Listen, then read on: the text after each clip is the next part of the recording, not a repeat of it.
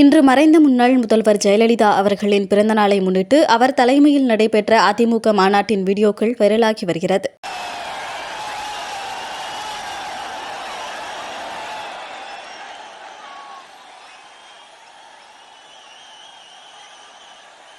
என் அன்பார்ந்த தமிழக மக்களே, அனைத்து இந்திய அண்ணா திராவிட முன்னேற்ற கழகத்தின் தலைமை கழக நிர்வாகிகளே, வரவேற்புரை ஆற்றிய கழக பொருளாளர் அன்பு சகோதரர் திரு ஓ பன்னீர்செல்வம் எம்எல்ஏ அவர்களே, சிறப்புரை ஆற்றிய கழக அமைப்பு செயலாளர் அன்பு சகோதரர் திரு சோ கருப்பசாமி எம்எல்ஏ அவர்களே, திண்டுக்கல் மாவட்ட கழக செயலாளர் அன்பு சகோதரர் திரு நத்தம் இரா விஸ்வநாதன் எம்எல்ஏ அவர்களே, தூத்துக்குடி மாவட்ட கழக செயலாளர் அன்பு சகோதரர் திரு எஸ்பி சண்முகநாதன் அவர்களே, கன்னியாகுமரி மாவட்ட கழக செயலாளர் அன்பு சகோதரர் திரு கேடி பச்சைமால் அவர்களே, மதுரை மாநகர் மாவட்ட கழக செயலாளர் அன்பு சகோதரர் திரு செல்லூர் கே ராஜு அவர்களே, நன்றி உரை ஆற்ற உள்ள மதுரை புறநகர் மாவட்ட கழக செயலாளர் அன்பு சகோதரர் திரு எம் ஜெயராமன் அவர்களே, மாவட்ட கழக செயலாளர்களே, நிர்வாகிகளே, ஒன்றிய நகர பேரூராட்சி மற்றும் பகுதி கழக செயலாளர்களே, நிர்வாகிகளே, கிளை வார்டு மற்றும் வட்ட கழக செயலாளர்களே, நிர்வாகிகளே,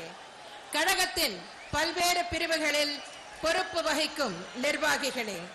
கழக நாடாளுமன்ற சட்டமன்ற உறுப்பினர்களே, உள்ளாட்சி அமைப்புகளின் பிரதிநிதிகளே, வணக்கத்திற்குரிய பெரியோர்களே,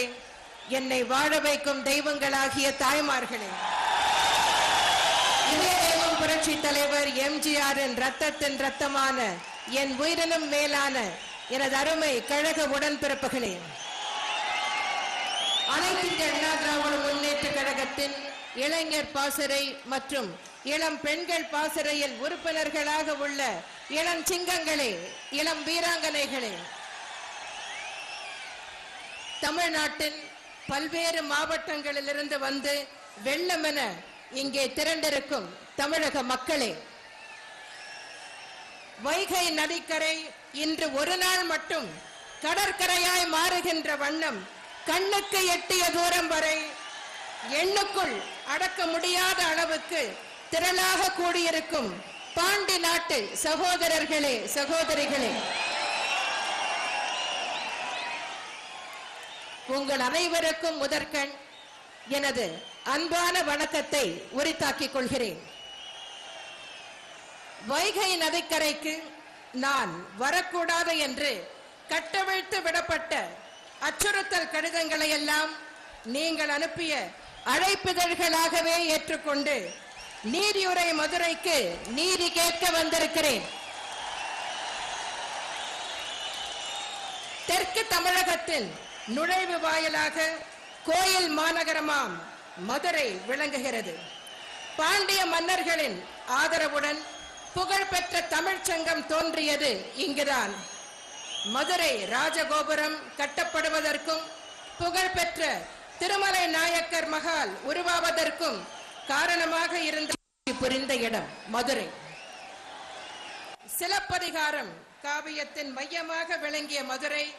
நேர்மையையும் நீதியையும் நிலைநாட்டுவதில் சிறந்து விளங்கியது. தன்னுடைய கணவர் கோவலனுக்கு பாண்டிய மன்னர்